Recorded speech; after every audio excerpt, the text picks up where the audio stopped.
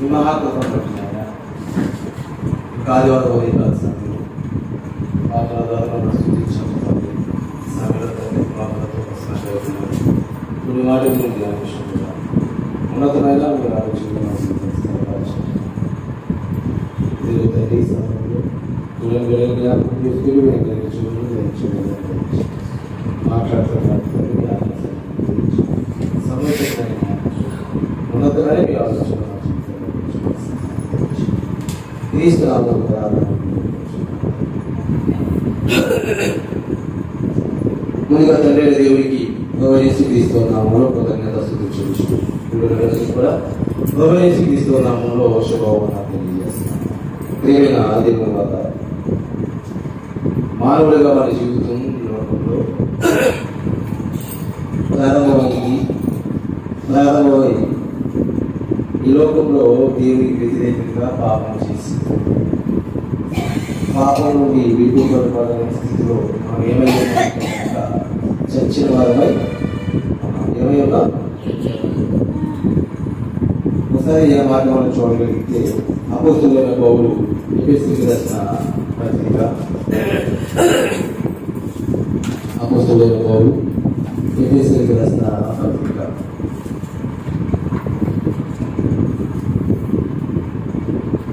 2వ అధ్యాయము ప్రారంభించు.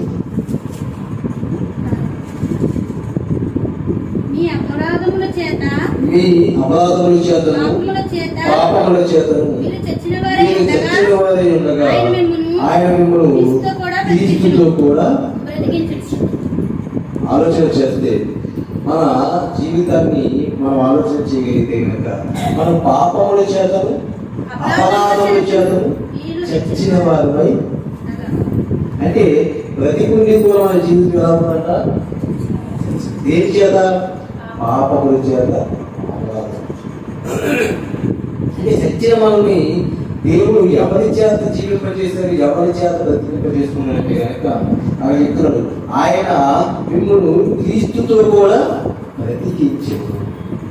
అంటే మనిషి దేవుని దృష్టిలో చనిపోయినవాడు, దేవుని దృష్టిలో చనిపోయినవాడు. ఎప్పుడు ఈ మాట మనకి దేవుడు ప్రారంభంలో చెప్పి ఎప్పుడే చెప్పారంటే ఆది కాలంలో దేవుడు మీరు ఈ పండ్లు తిన్న దినమున నిశ్చయముగా చచ్చిదారు. ఎందుకన్నా మాట దేవుడు ఆజ్ఞ ఇచ్చేవారు. దేవుడు ఏమి ఇచ్చాడు? ఈ పండ్లు తినద్దని దేవుడు వారికి ఆజ్ఞ ఇచ్చాడు. దేవుడి యొక్క ఆజ్ఞను అతిక్రమించడమే పాపం. తినద్దన్న పండు మీరు తింటే కనుక అప్పుడు ఏమవుతుంది? ఆజ్ఞ అతిక్రమం కాబట్టి అప్పుడే మీరు ఏమైనా దృష్టిలో చచ్చినవారు. అంటే దేవుడికి విధేయత చూపించారా, అవిధేయత చూపించారా? అవిధేయత. అవిధేయత వల్ల ఈరోజు మానవుడు దేవుని దృష్టికి చచ్చిన వారయ్యాడు. అంటే బ్రతికుని కూడా దేవుని పిల్లవాడిని ఈ లోకానికి వచ్చి దేవుడు చేసిన సృష్టిని అనుభవిస్తూ దేవుని కొరకు దేవుని స్వరూపంలో బ్రతకవలసిన వీరు దేవుని కొరకు బ్రతక అపవాది యొక్క అధికారంలో అపవాది యొక్క అధికారంలో పాపముల చేతను అపరాధముల చేతను ఏమేమి ఉన్నాడు? చచ్చిన వారే. అలాంటి స్థితి మనకు. అలాంటి స్థితిలో ఇప్పుడు దేవుడు ఏమని చేస్తున్నాడట? ఆయన మిమ్మల్ని క్రీస్తుతో కూడా బ్రతికించి. దేవుడు మనం ఏం చేశారు? క్రీస్తుతో కూడా బ్రతికించాడు. ఎందుకు బ్రతికించుకున్నాడు అంటే కనుక అపరాధముల చేతను పాపముల చేతను మనం ఎక్కడికి వెళ్ళిపోతున్నాం అంటే శిక్షకు వెళ్ళిపోతున్నాం. దేవుడు పాపంకి అనుకోసం చేశాడు అనుకోసం. ఇప్పుడు అందరూ పాపం చేసి అందరూ అపరాధాలు చేసి అందరూ సృష్టిలో లేకపోతే దేవుడు చేసే ఉన్నతమైన లోకంలో అందరూ కూడా అపవాది అధికారంలోకి వెళ్ళిపోయి అందరూ అవినీతి చూపిస్తే ఎందుకు దేవుడు చేసుకున్న పాపలోకి ఎవరు చేస్తారు? అందుకే యేసుక్రీస్తు ద్వారా మనం ఏం చేశారంటే దేవుడు బ్రతికించుకొని మనకి ఏమి ఇచ్చాడంట? మోక్షం ఇచ్చాడు. చూడండి ఇది గురించి చెప్తున్నాడు అక్కడ. రోమపత్రిక 9వ అధ్యాయము 8వ అధ్యాయము ప్రారంభం చూడండి. రోమపత్రిక 8వ అధ్యాయము ప్రారంభం. కాబట్టి ఇప్పుడు క్రీస్తు యేసునందు ఉన్న వారికి ఏ శిక్ష విధియు లేదు. అంటే అపరాధం చేతను పాపం చేతను చచ్చిన వారి మనము శిక్షకి వెళ్ళిపోవాలి. ఏ శిక్ష? నరక శిక్ష. అవునా? ఏ శిక్షకు? నరక శిక్ష. అగ్నిలో కావడానికి యుగ యుగాలు ఈ ఆత్మకు చావలేదు కదా. మనం ఎక్కడి నుంచో దేవుని యొక్క ఆత్మలోకి వచ్చేవాడు. దేవుడు నేల మట్టితో నన్ను తీసుకొచ్చాడు కానీ ఆ యొక్క మట్టి దేహంలో తన ఆత్మను ప్రవేశపెట్టాడు. కాబట్టి మట్టికి ఏమైందంటే మరణం అంటే మట్టి అనేది వెనక ఏమైపోతుంది? మన్ను అయిపోతుంది. మట్టికి వెళ్ళిపోతుంది. కానీ తాను దయచేసిన ఆత్మ మళ్ళీ ఎక్కడికి వెళ్ళాలి? వెళ్ళిపోతుంది. దేవుడి దగ్గర వెళ్ళిపోద్దా? వెళ్ళలేని స్థితిలో ఉంది. ఎందుకు? అపరాధములు పాపములు నాశనం అంటే శిక్షకు తీసుకెళ్తున్నాయి.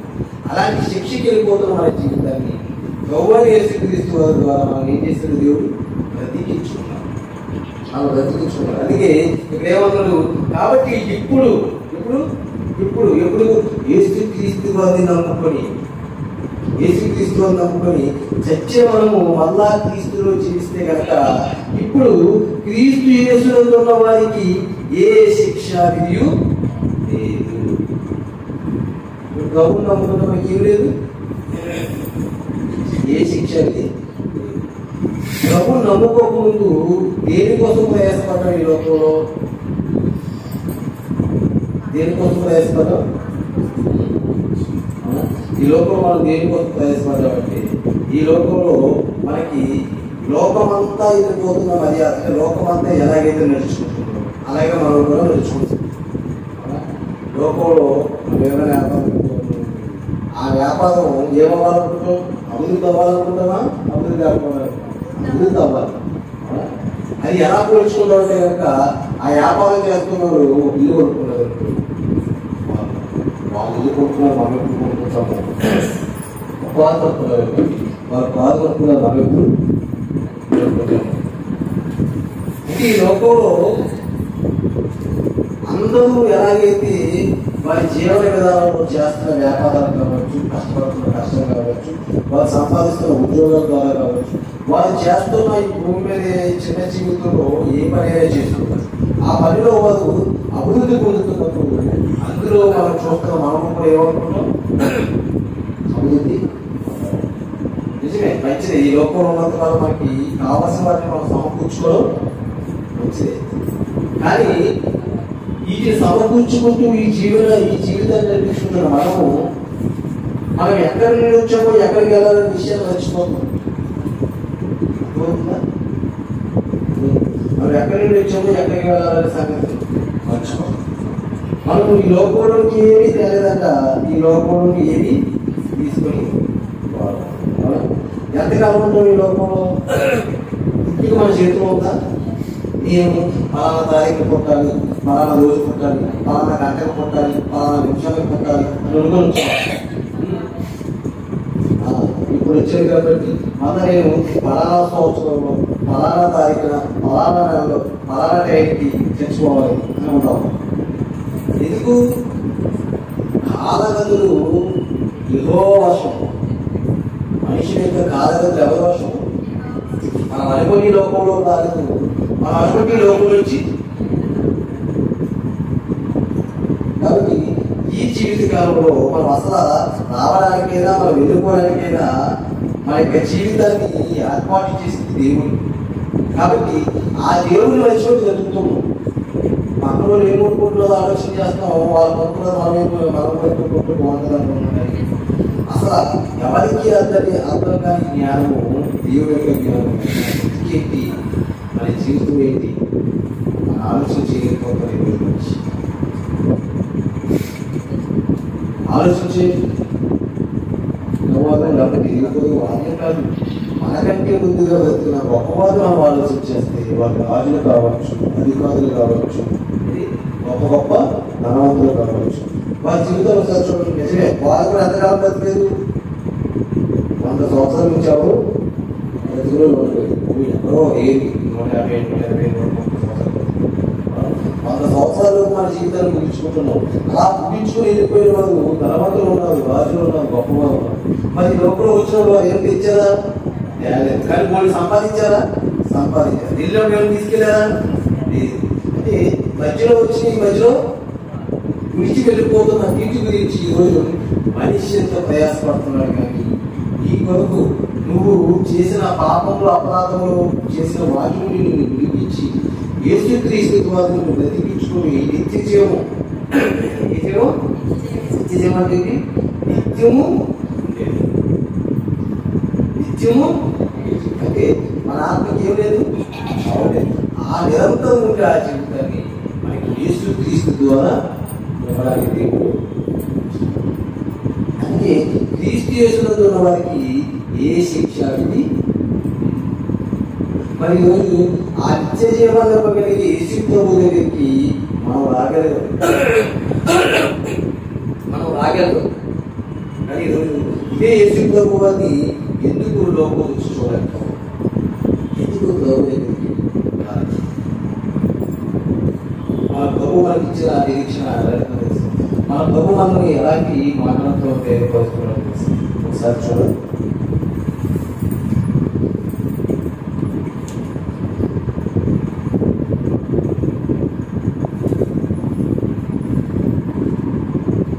దశరథులు రాసిన 2వ పత్రిక దగ్గర నుంచి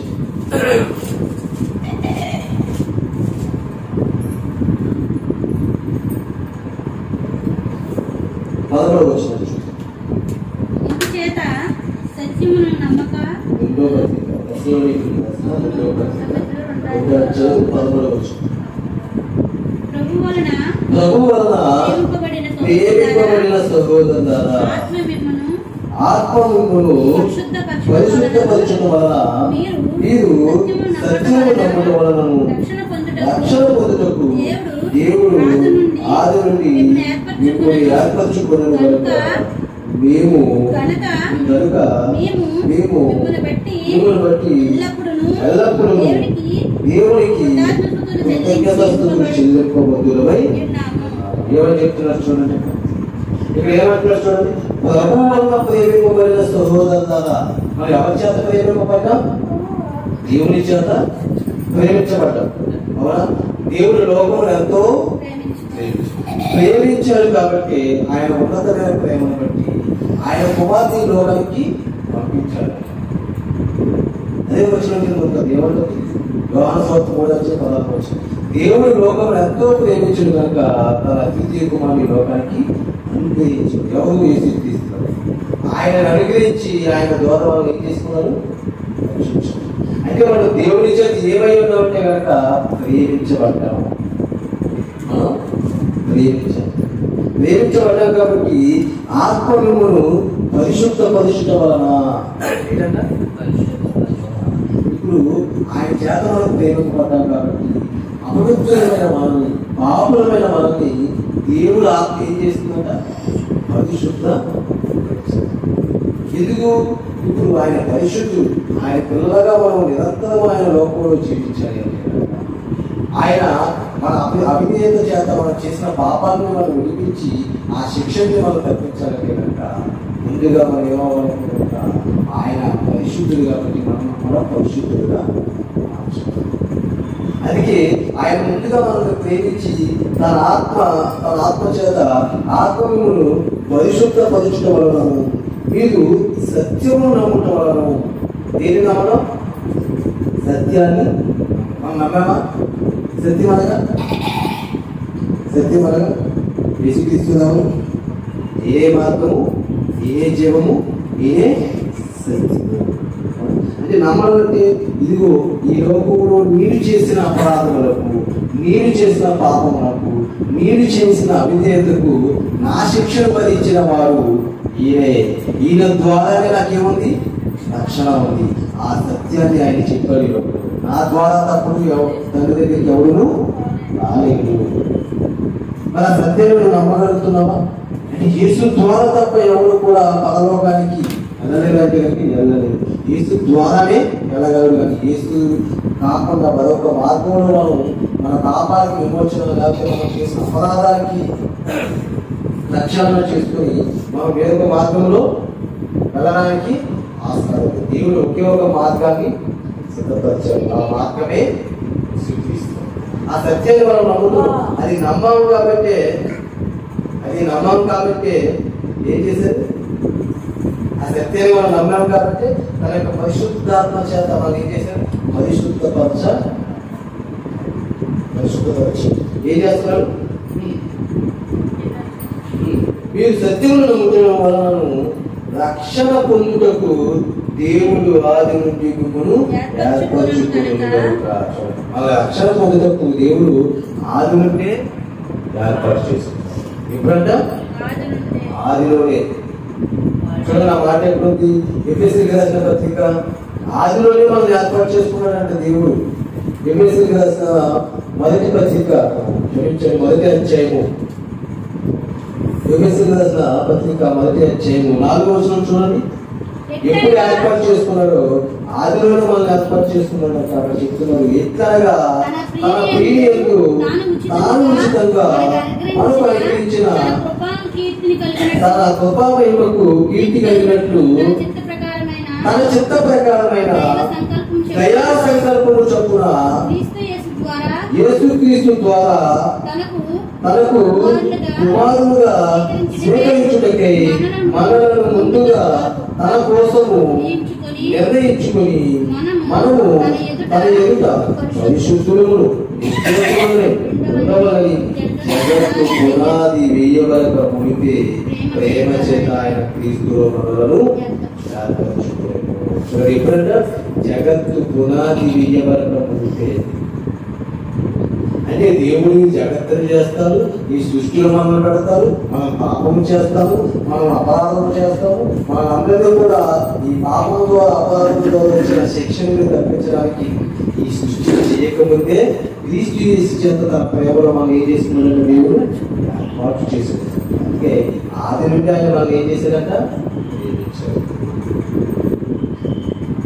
ప్రేమించాడు. అది క్రీస్తు యేసులో వారికి ఏ శిక్ష అది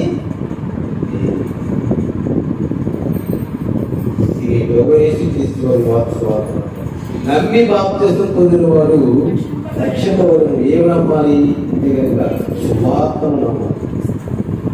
లోకానికి వచ్చిన దేవుని కుమారుడు యేసుక్రీస్తు వారు ఆయన మనుషుల యొక్క అపరాధముల కొరకు శిక్ష పొందాలని, ఆయన మన నిమిత్తమే ప్రాణము ఇచ్చాడని, ఆయన ద్వారా మనకి రక్షణ ఉందని, ఆయన తిరిగి 3వ దినాన లేచి ఎలాగైతే పరలోకానికి వెళ్ళారో అలాగే ఆయన నమ్ముకున్న ప్రతి వారికి అలాంటి జీవితం ఉందని మనకి ఏం కలిగించాడు? నిరీక్షణ కలిగించి ఏమిచ్చాడు? నిరీక్షణ ఇచ్చాడు. ఆ నిరీక్షణ కలిగి మనం బతుకుతున్నాడు. ఆ నిరీక్షణ మనకు ఉంది. లోపల అందరికీ లేదు. ప్రభువుని నమ్ముకున్న వారికి గొప్ప నిరీక్షణ ఉంటుంది. ప్రభువుని నమ్ముకున్న వారు ఎవరైనా చెప్పగలుగుతున్న బుద్ధులే వారి గురించి మనం తాత్కాలికంగా మనకు వస్తున్న ఎడబాట్ల గురించి బాధపడాలి. అంటే మనకి మనం వెళ్ళిపోతాం, వాళ్ళని మనకంటే ముందు వాళ్ళు లేదని మనం బాధపడలేము. కానీ మనం మంచి లేకుండా కానీ మనం అందరం ఒక రోజు మళ్ళా కలుస్తాం. ఆయన నిరీక్షణ అనుకోండి. దాని గురించి ఏం చెప్తున్నారు? దశలోనికి రాసిన మొదటి పత్రిక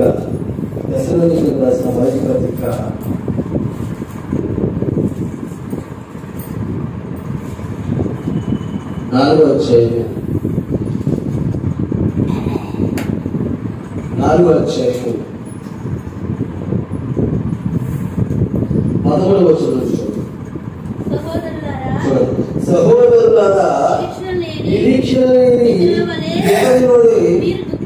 మీరు దుఃఖపడకుండా నిమిత్తము నిద్రించుచున్న వారి గురించి మీకు తెలియకుండా మాకు ఇష్టం లేదేమన్నా చూడండి. సహోదరులారా, నిరీక్షణ లేని ఎదురు వలె మీరు దుఃఖపడకుండా నిమిత్తము నిద్రించిన వారి గురించి మీకు తెలియకుండా మాకు ఇష్టం లేదు. చనిపోయిన వారి గురించి ఇంకొక విషయాన్ని చెప్తాను.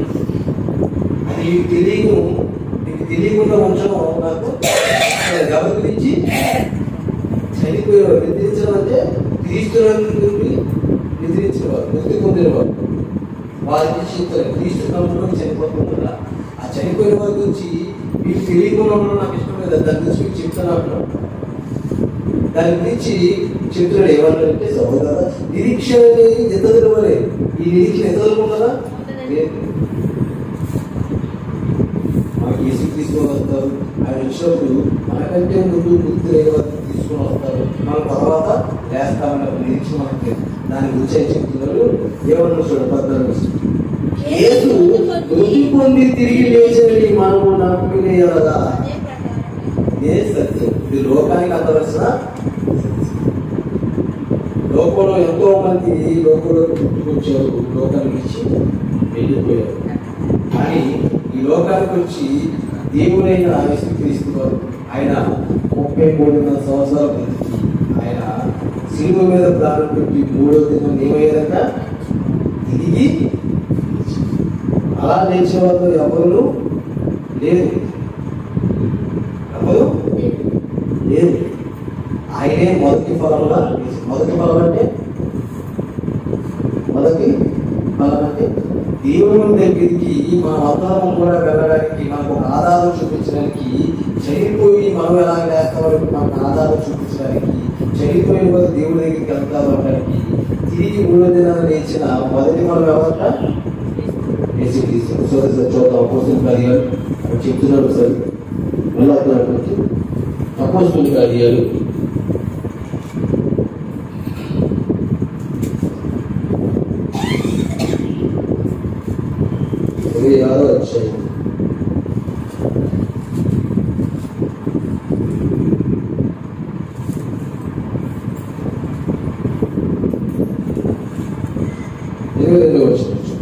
26వ అధ్యాయం.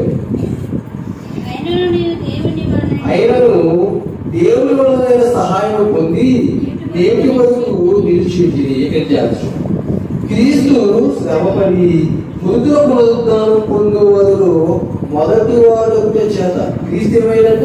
శ్రమపడి. క్రీస్తు లోకానికి వచ్చి శ్రమ పడ్డారా? సినిమా పడ్డారా? కొలనాలతో కొట్టబడ్డారా? ఇంటి దేశం పెట్టుకున్నాడు. అంటే ఎవరి కొరకు? మన కొరకు ఆయన శ్రమ పడ్డాడు. మన కొరకు ఆయన శిక్షను భరించాడు. మన కొరకు ఆయన చనిపోయాడు. అందుకే క్రీస్తు శ్రమపడి మృతుల పునరుద్ధానం పొందువారు. ఏంటంట? మృతులు అంటే చనిపోయిన వారు బ్రతుకుతారు కదా. పునరుద్ధానం అనగా లేవడం. ఆ లేవడంలో క్రీస్తు మొదటి వాడు చేత. క్రీస్తు ఎవరు? మొదటి వాడు. అంటే క్రీస్తు 3 దినాలు లేచి మనకి ఆ నిరీక్షణ కూర్చాడు. అదే ఇప్పుడు నిద్రించిన వారి నుంచి మీకు తెలియకుండా నాకు ఇష్టం లేదు. క్రీస్తు మృతి పొంది తిరిగి లేచారని మీరు నమ్ముతున్నారు కదా అన్నారు కదా. ఏమంటారు కదా? చేస్తున్నారు కదా. అసలు మొదటి పత్రిక 4వ అధ్యాయం 14వ వచనం. యేసు మృతి పొంది తిరిగి లేచినని మనము నమ్మిన యెడల అదే ప్రకారము యేసునందు నిద్రించిన వారు వారిని దేవుడు ఆయనతో కూడా వెంట పెట్టుకొని వచ్చారు. ఇదంతా నిరీక్షణ. అదే ప్రకారము యేసునందు నిద్రించిన వారిని, యేసు నమ్ముకున్నాం, యేసుక్రీస్తు కదా మనం చేయవలసిన పని చేస్తుంది. మనం చనిపోయిన తర్వాత యేసుక్రీస్తు వస్తారు. ఆయన రావడానికి ఒక దినం దేవుడు వచ్చినప్పుడు అంట ఏం జరుగుతుంది చెప్తున్నాం. మనం యేసునందు నిద్రించిన వారిని దేవుడు ఆయనతో కూడా వెంట పెట్టుకొని వచ్చాము. మళ్ళా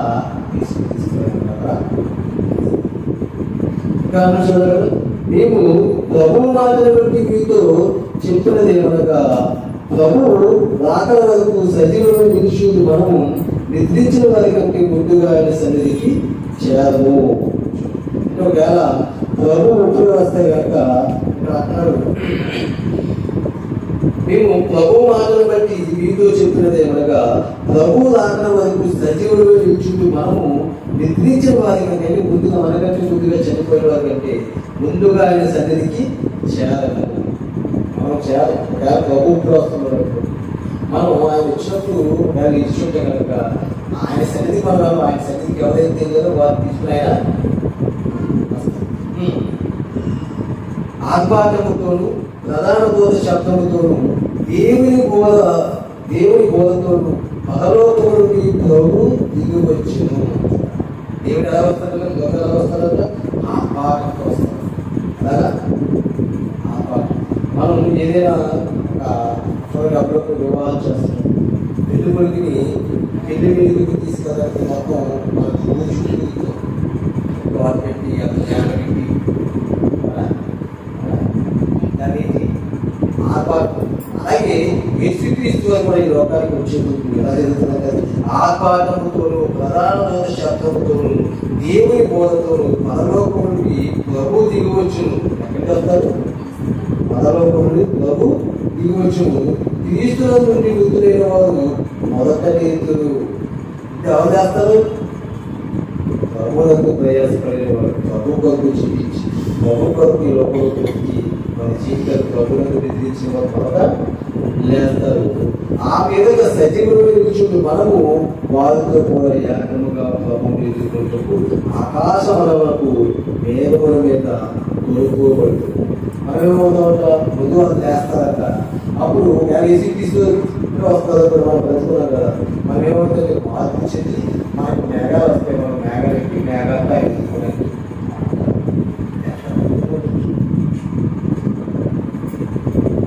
ఎందుకు మేఘాలు వస్తాయి కనుక ఏసీ తీసుకొని పునరుద్ధాన్ని భూమి మీద 40 రోజులు ఉన్నప్పుడు శిష్యుని చూస్తుండగా ఆయన ఏమైపోయాడంట? మేఘాలని వెళ్ళిపోయాడు.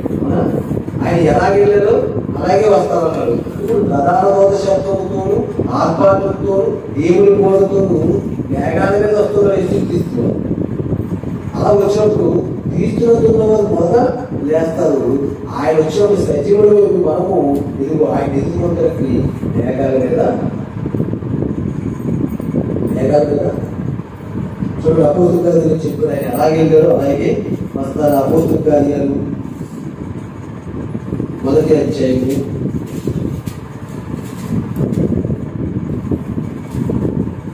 1వ అధ్యాయం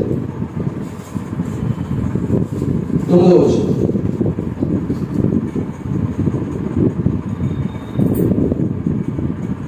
అపోస్తుల కార్యాలు 1వ అధ్యాయం 9వ వచనం. చాలా చదువుతారు. ఈ మాటలు చెప్పి వారు చూస్తుండగా ఆయన ఆరోహణం ఆయను. అప్పుడు వారు కన్నులకు కనబడకుండా ఒక మేఘము ఆయనను కొనుక్కోయేను. చూడండి, యేసుక్రీస్తు వారు ఎక్కడంటే ఒలివల కొండ మీద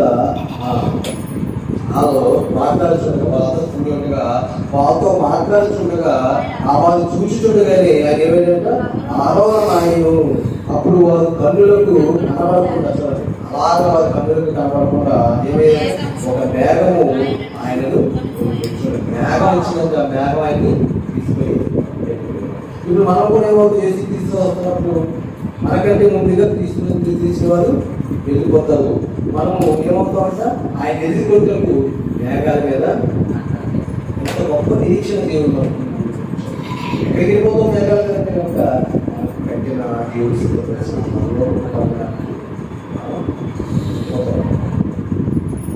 గొప్ప జీవితం అనుకున్నాం. కానీ అలాంటి జీవితం అనుకున్నప్పుడు భూమి మీద ఇచ్చిన ఈ జీవితకాలంలో మనం రక్షించి ప్రభు కొరకు మనం నిలబెట్టి ఈ వివిధ జీవితం కొరకు కూడా లోకం కొరకు ఆశించకుండా మనం ఏ నిరీక్షణ గురించి ప్రయాసపడడంలో చూడగలిగే మాకు చెప్పి దశలోనికి రాసిన పత్రిక మనసులకు రాసిన పత్రిక మనసులకు రాసిన పత్రిక 3వ అధ్యాయం మనసులకు రాసిన పత్రిక 3వ అధ్యాయము కొలస్సీకి రాసిన పత్రిక 3వ అధ్యాయము చూసారా? 3వ అధ్యాయము 3వ వచనం. పైనున్న వాటి మీదనే కానీ భూ సంబంధమైన వాటి మీద మనసు పెట్టుకోనకుడి. ఎందుకు చెప్తున్నాడు? ఎందుకనగా అనగా మీరు మృతి పొంది తిరిగి మనం ఏమయ్యాం? పాపం చేతులు అపరాధం చేతులు దొరుకుతున్నాం. క్రీస్తు యేసునందు రక్షింపబడ్డారు. మీ జీవము క్రీస్తుతో కూడా దేవుని యందు దాచబడింది. మన జీవం ఎక్కడ ఉందట? క్రీస్తుతో కూడా దేవుడు ఎక్కడ ఉన్నాడు? దేవుని యందు దాచబడినది మనకు జీవమైన క్రీస్తు ప్రత్యక్షమైనప్పుడు. ఇప్పుడు మనకి జీవాన్ని క్రీస్తు ప్రత్యక్షం ఎప్పుడవుతుంది? కొలస్సీయులకు రాసిన పత్రిక 3వ అధ్యాయము 2వ వచనం నుంచి వస్తుంది. మన జీవమైన క్రీస్తు ఏమవుతారంట? ప్రత్యక్షమైనప్పుడు తీసారా? చూడండి ఏం చెప్తున్నాడు అక్కడ. మీ జీవము క్రీస్తుతో కూడా దేవుని యందు దాచబడి ఉన్నది. మనకు జీవమైన క్రీస్తు ప్రత్యక్షమైనప్పుడు మీరును ఆయనతో కూడా మహిమ యందు ప్రత్యక్షపరచబడదు. మనం కూడా ఏమవుతుందంట? ప్రత్యక్షపరచబడతాం. ఆయన ప్రత్యక్ష ముందే చదువుకున్నాం. ఎలా వస్తారు ఆయన? మేఘాలులే ఆయన వస్తారు. ఆయన ఎదుర్కోవడానికి ఒకవేళ మనం సజీవులు కొట్టి మనము కూడా మేఘాల మీద కొనుక్కోబడతాం. ఒకవేళ అప్పటికే మనం చనిపోతే ముందు ఏసీ తీసుకొచ్చిన తర్వాత మనమే ఇప్పుడు అందరూ పూర్తి చేసి ఎక్కడ తీసుకెళ్తారైనా లోకానికి తీసుకెళ్ళి తండ్రికి అప్పగిస్తారంట. మనం ఎవరికి అప్పగిస్తారంట? తండ్రికి అప్పగిస్తారు. దేవుడి కదా మనం ఎంతో ప్రేమించారు కదా. మనం ప్రేమించి మనం ఏం చేసుకున్నారంట? అనాది కాలంలో మన కొరకు ఏసీ తీసుకొని నియమించుకొని మనం తన ఎదుట పరిశుద్ధులుగాను నిర్దోషులుగా నిలబడాలని జగత్తు పునాది వేయబడక ముందే ప్రేమ చేతైన మనల్ని ఏర్పాటు చేసుకున్నాం. చూడండి, మనకు ఏసీ తీసుకెళ్ళి అప్పగిస్తారని చెప్తున్నాడు. కొరింథీయులకు రాసిన మొదటి పత్రిక 15వ అధ్యాయము తీసారా? కొరింథీయులకు రాసిన మొదటి పత్రిక 15వ అధ్యాయము 20 నుంచి ఉంటుంది. అక్కడ మనం చూడగలిగితే అక్కడ మొదటి వచనం చెప్తే తర్వాత మరో వచనం చెప్తాం. ఇప్పుడైతే నిద్రించిన వారితో ప్రథమ ఫలము క్రీస్తు మృతుల్లోని లేకపోయి ఉన్నారు. మనుషుల ద్వారా బంధము వచ్చేను కనుక మనుషుల ద్వారా మృతులు పునరుద్ధానం కలిగింది. ఆదాములను అందరూ ఎలా బ్రతుకుతుందో అలాగే క్రీస్తులను అందరూ కూడా బ్రతికింపబడు. ఆదాములని అందరికీ ఏమొచ్చింది? పాపం వచ్చింది. అందరూ కూడా ఆదాము చేసినట్టు అధికారం చేసి పాపం చేస్తారు. ఇప్పుడు ఆదాము ద్వారా అలాగే మనం అందరూ మరణానికి వెళ్ళిపోతున్నాం. ఇప్పుడు క్రీస్తులను అందరూ కూడా ఏమొస్తుందంట? అలాగనే క్రీస్తులను అందరూ బ్రతికింపబడుతుంది. ప్రతి వాడు తన వంశంలోనే బ్రతికింపబడు. అందరూ కూడా ఎలా బ్రతికింపబడతాం? తమ వంశంలోనే బ్రతికింపబడతాం. ఎలా బ్రతికింపబడిన తర్వాత కిందకు వచ్చేస్తే ఏమన్నా చూడండి. 27వ వచనం. దేవుడు చెప్పినట్లు ఆయనకు సమస్తము లోపర్చిన వాడు తప్ప సమస్తము లోపర్చబడి ఉన్ననని సంగతి విషదము. మరియు సమస్తమును ఆయనకు లోపర్చబడినప్పుడు దేవుడు సర్వములో అటు తరువాత ఆయన సమస్తమైన ఆధిపత్యమును సమస్తమైన అధికారమును బలమును కొట్టివేసి చూడండి ఏమన్నాడు? యేసుక్రీస్తు అటు తర్వాత సమస్తమైన అధికారమును సమస్తమైన ఆధిపత్యమును సమస్తమైన బలమును కొట్టివేసి తండ్రి అయిన దేవునికి రాజ్యము అప్పగించును. తండ్రి అయిన దేవునికి ఏం అప్పగిస్తారంట? తన తండ్రి అయిన దేవునికి రాజ్యమును అప్పగించండి. రాజ్యం ఎవరు? మనమే. సంఘం ఎవరు? మనమే. ఇప్పుడు మనం తీసుకుని ఎవరికి అప్పగిస్తారంట? అప్పగించి ఏం చేస్తారని చెప్పారు? రాజ్యము తండ్రికి అప్పగించును. అప్పుడు అంతం వస్తుంది. అప్పుడు ఏమొస్తుంది? ఏమంటాం? మొత్తం అపవాదిని ఈ లోకంలో పంచిపోతాన్ని ఏం చేస్తారు? ఇలాగా తర్వాత అంతం వచ్చును. ఎదివేది ఎందుకనగా తన శత్రువు వలనందరినీ తన పాదముల కింద దేవుడు సమస్తమును క్రీస్తు పాదాల కింద లోపరిచి ఇచ్చెను. సమస్తమును లోపరిచబడి ఉన్నదని చెప్పినప్పుడు ఆయనకు సమస్తమును లోపరిచిన వాడు తప్ప సమస్తమును లోపరిచబడి ఉన్నదని సంగతి విసరమే. ఇప్పుడు దేవుడు సమస్తాన్ని క్రీస్తుకి లోపరిచాడు. ఇప్పుడు క్రీస్తు ఏం చేశాడు? మన అందరినీ సంపాదించి రాజ్యం ఆయనకు అప్పగించి యేసు క్రీస్తు వరే తండ్రిని ఏమంటారు? అందరినీ తీసుకెళ్ళి ఈ రాజ్యాన్ని దేవుడికి అప్పగిస్తారు. మనకి ఒక గొప్ప నిరీక్షణ. దేవుడు మనల్ని ఏ స్థితి నుండి ఏ స్థితికి తీసుకెళ్ళారు. లోకంలో ఎందుకు పనికిరాని మన జీవితాలు ఆయన ఉచితమైన గొప్ప చేత ప్రేమ చేత మన కుమారుడు ద్వారా మనల్ని ప్రేమించి అలా మనం బ్రతికింపజేసి నిత్య జీవానికి మనల్ని తీసుకెళ్ళే ఒక నిరీక్షణ మన జీవం క్రీస్తుతో పాటు ఎక్కడుందంట దేవుడి యొక్క దాచడం ఉంది. కాబట్టి ఈ లోకంలో ఏదో కావాలని ప్రయత్నిస్తారు. దేవుడి యొక్క మనం ఏమవ్వాలి? క్రీస్తుని సంపాదించుకొని దేవుడి యొక్క ప్రయాసం చివరి ఒక మాట 14 వచ్చాయి.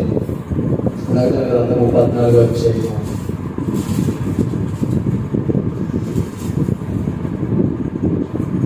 14 వచ్చాయి. 13 వచ్చిన చూడగలిగితే ప్రకటన గ్రంథము 14 వచ్చాయి. 13 వచ్చిన అంతగా ఎప్పటి నుండి ప్రభువునందు మృతులు ధన్యులని రాయమని పరలోకం నుండి ఒక స్వరము చెప్పగా ఏమని రాయమంటాడంటే అక్కడ ఇప్పటి నుండి ప్రభువునందు మృతులు ప్రభువునందు చనిపోతే ఆ భక్తులు ధన్యులు అని రాయబడి పరలోకంలో ఒక స్వరం చెప్పగా నిజమే వారు తమ ప్రయాసలు మాని విశ్రాంతి కోరుతారు. ఏ కోరుతో కదా ప్రయాసపడి బాధం వస్తున్న సమస్త జనులలా ఆ మీకు ఏమిస్తాను? ఆ విశ్రాంతి ఎక్కడ జరుగుతుంది? ప్రభువులకు ప్రయాసపడు, ప్రభు కొరకు కష్టపడు, ప్రభువు ప్రకటించు. ప్రభు కొరకు బ్రతుకు. ఆ ప్రభు కొరకు బ్రతికి ప్రభువులకు మృతులు నన్ను ఎందుకంటే వాళ్ళు తమ ప్రయాసమని ప్రేమేదంట విశ్రాంతి పొందుతారు. వారి క్రియలు వారి వెంట పోవునని ఆత్మ అంటే చెయ్యి మనం సంపాదించుకునే రాగానే మనం చేసిన క్రియలు వస్తాయి. మనం చేసిన దేవుని పనులు వస్తాయి.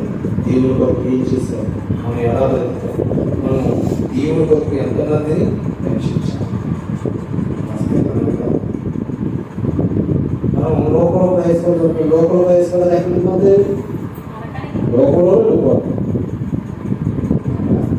మనం లోకంలో ఉన్నదానికి ప్రయాసపడడం అనుకో, లోకంలో ప్రయాసపడి సంపాదించుకొని మనకు తీసుకెళ్ళగలమా?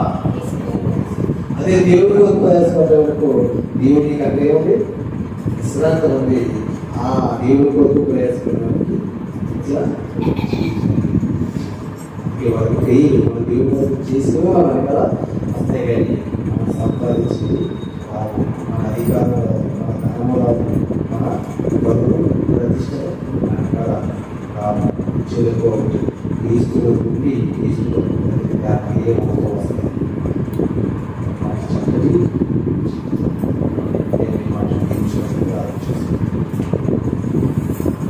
మహాగడ్డ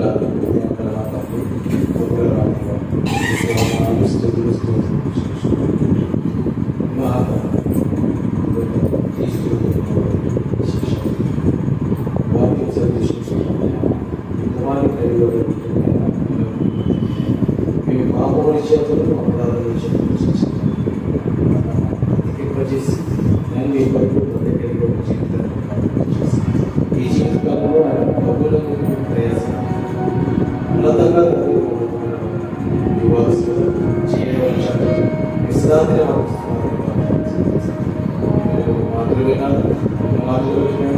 ఈ లోకంలో మీకు ప్రయాసం వాక్యం అయినా మీ యొక్క ఉన్నతమైన వార్తలు